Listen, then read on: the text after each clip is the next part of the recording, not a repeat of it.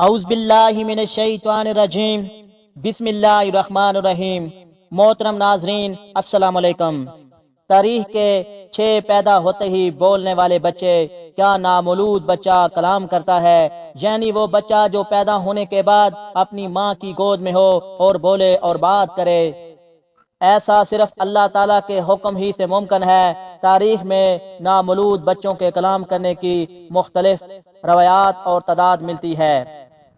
اس حوالے سے صحیح بخاری کی حدیث نمبر 3436 میں نبی کریم صلی اللہ علیہ وآلہ وسلم کا ارشاد ہے، یعنی گود میں 6 بچوں کے سوا اور کسی نے بات نہیں کی۔ نمبر 1، عیسیٰ ابن مریم علیہ السلام۔ عیسیٰ ابن مریم علیہ السلام اللہ تعالیٰ کے جلیل القدر پیغمبر تھے، جنہیں اللہ تعالیٰ نے اپنی قدرت کاملہ سے بغیر باپ کے پیدا فرمایا۔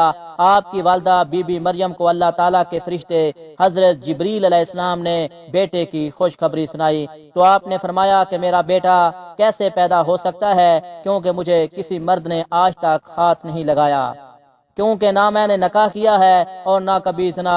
تو فرشتے نے کہا، میں اللہ تعالیٰ کا فرشتہ ہوں۔ پھر اللہ تعالیٰ کے حکم سے حضرت عیسیٰ علیہ السلام کی پیدائش ہوئی۔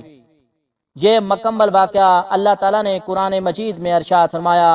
تو جب قوم نے دیکھا کہ بی بی مریم بغیر نکاح کے بچہ کہاں سے لے آئی اور تو سوال کیا، تو قرآن مجید میں ارشاد باری تعالیٰ ہے، مریم نے اپنے بچے کی طرف اشارہ کیا۔ سب کہنے لگے، لو بھلا ہم گود کے بچے سے بات کیسے کریں؟ بچہ بول اٹھا کہ میں اللہ تعالیٰ کا بندہ ہوں، اس نے مجھے کتاب عطا فرمائی اور مجھے اپنا پیغمبر بنایا ہے۔ یعنی اللہ کے پیغمبر حضرت عیسیٰ علیہ السلام نے گود سے کلام کیا۔ نمبر 2، جریج کی گواہی دینے والا بچہ۔ یہ واقعہ صحیح بخاری کی حدیث نمبر 3436 میں موجود ہے کہ بنی اسرائیل میں ایک بزرگ تھے جن کا نام جریج تھا۔ وہ نماز پڑھا رہے تھے کہ ان کی ماں نے انہیں آواز دی۔ انہوں نے اپنے دل میں کہا کہ میں والدہ کا جواب دوں یا نماز پڑھتا رہوں۔ اس پر ان کی والدہ نے غصے میں آ کر انہیں بد دعا دی اور کہا کہ اے اللہ، اس وقت تک اسے موت نہ آئے جب تک یہ زانیہ عورت کا منہ نہ دیکھ لے۔ جریج اپنی عبادت خانے میں رہا کرتے تھے۔ ایک مرتبہ ان کے سامنے ایک فحشہ عورت آئی اور اس نے بدکاری کرنا چاہی، لیکن انہوں نے اس کی خواہش پوری کرنے سے انکار کر دیا۔ پھر وہ ایک چرواہے کے پاس گئی اور وہاں اس چرواہے کے ساتھ زنا کیا اور ایک بچہ پیدا ہوا۔ اس نے جریج پر یہ تہمت لگا دی کہ یہ بچہ جریج کا ہے۔ ان کی قوم کے لوگ آئے اور جریج کا عبادت خانہ توڑ دیا، انہیں نیچے اتار لائے اور انہیں گالیاں دینے لگے۔ پھر انہوں نے وضو کر کے نماز پڑھی۔ اس کے بعد اس کے بچے کے پاس آئے تو اس سے پوچھا کہ بتا تیرا باپ کون ہے؟ بچہ اللہ کے حکم سے بول اٹھا کہ میرا باپ جریج نہیں بلکہ وہ چرواہا ہے۔ اس پر ان کی قوم شرمندہ ہوئی اور کہا کہ ہم آپ کا عبادت خانہ سونے کا بنائیں گے، لیکن انہوں نے کہا ہرگز نہیں، مٹی کا ہی بنے گا۔ نمبر 3، ماں کو ٹوکنے والا بچہ۔ بخاری شریف کی اسی حدیث میں یہ واقعہ بھی موجود ہے کہ بنی اسرائیل کی عورت تھی، اپنے بچے کو دودھ پلا رہی تھی۔ قریب سے ایک سوہار نہایت ہی عزت والا گزرا۔ اس عورت نے دعا کی کہ اللہ میرے پروردگار، میرے بچے کو بھی اس جیسا بنا، لیکن بچہ اللہ کے حکم سے بول پڑا، اے اللہ مجھے اس جیسا نہ بنانا۔ پھر اس کے سینے سے لگ کر دودھ پینے لگا۔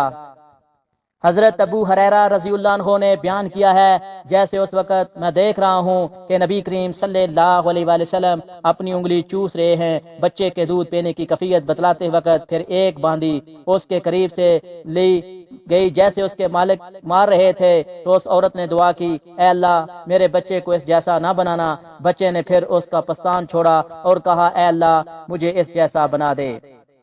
اس عورت نے پوچھا، تو ایسا کیوں کہہ رہا ہے؟ تو بچے نے کہا، وہ سوہار ظالموں میں سے ایک ظالم شخص تھا اور اس باندی سے لوگ کہہ رہے تھے کہ تم نے چوری کی اور زنا کیا، حالانکہ اس نے کچھ بھی نہیں کیا تھا۔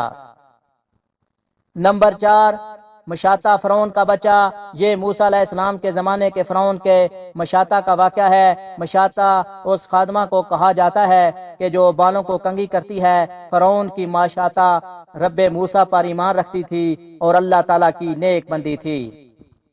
ایک دن فرعون کی بیٹی کے بالوں میں کنگھی کرتے ہوئے اس کے ہاتھ سے کنگھی گر گئی تو اس کی زبان سے اچانک بسم اللہ نکلا۔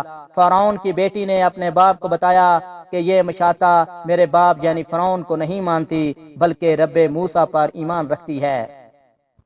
تو فرعون نے اس مشاطہ کی اولاد سمیت اسے کھولتی ہوئی دیگ میں ڈالنے کا حکم دیا۔ اس کی گود میں ایک بچہ تھا۔ جب اس بچے کو دیگ میں پھینکنے لگے تو مشاطہ گھبرا گئی، تو اللہ تعالیٰ کے حکم سے وہ بچہ بول اٹھا کہ میری ماں خوف نہ کھا، میں دیکھ رہا ہوں اس آگ سے جہنم کی آگ بہت شدید ہے، اور اللہ تعالیٰ اس آگ کو ہمارے لیے سکون اور راحت والی بنائے گا۔ نمبر 5، صحاب اخدود والا بچہ۔ صحاب اخدود کے لغوی معنی اہل خندق کے ہیں، اور ان سے مراد وہ لوگ ہیں جنہیں دین حق عیسیٰ ابن مریم علیہ السلام کے مذہب سے نہ پھرنے کی سزا کے طور پر بادشاہ کو 2 نواز حکم پر خندق میں ڈال کر جلا دیا گیا تھا۔ صحاب الاخدود کا واقعہ انتہائی طویل ہے، اور قرآن مجید فرقان حمید 1 آیت میں ان کا تذکرہ موجود ہے۔ صحاب اخدود میں سے ایک خاتون کو جب آگ میں ڈالنے کا ارادہ کیا گیا تو وہ پیچھے ہونے لگی، تو اس کی گود سے بچے نے کہا، اے میری ماں خوف نہ کھا اور ڈٹی رہے، آپ حق پر ہیں۔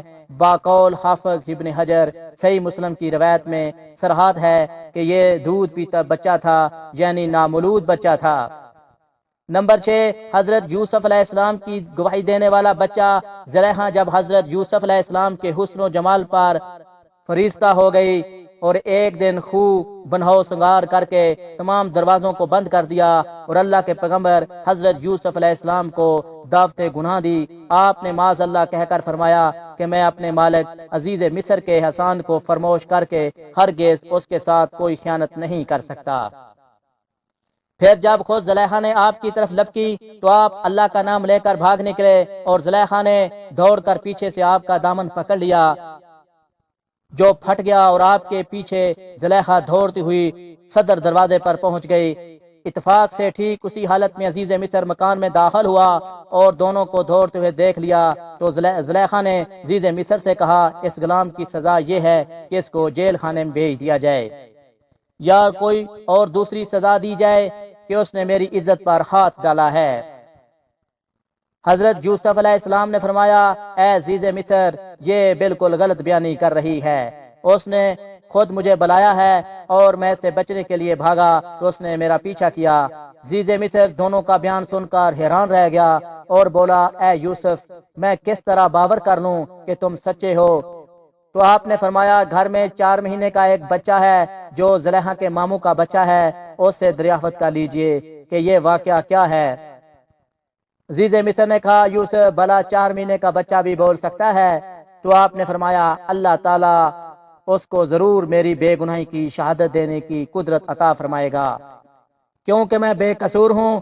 چنانچہ عزیز مصر نے جب اس بچے سے پوچھا تو اس بچے نے واضح بلند وسیع زبان میں یہ کہا، گواہی دی کہ اگر ان کا کرتا آگے سے پھٹا ہوا ہے تو عورت سچی ہے، اور یوسف علیہ السلام گناہ گار ہیں، اگر ان کا کرتا پیچھے سے پھٹا ہوا ہے تو عورت جھوٹی ہے، اور یوسف علیہ السلام سچے ہیں۔ بچے کی زبان سے عزیز مصر نے یہ شہادت سن کر جو دیکھا تو ان کا کرتا پیچھے سے پھٹا ہوا تھا۔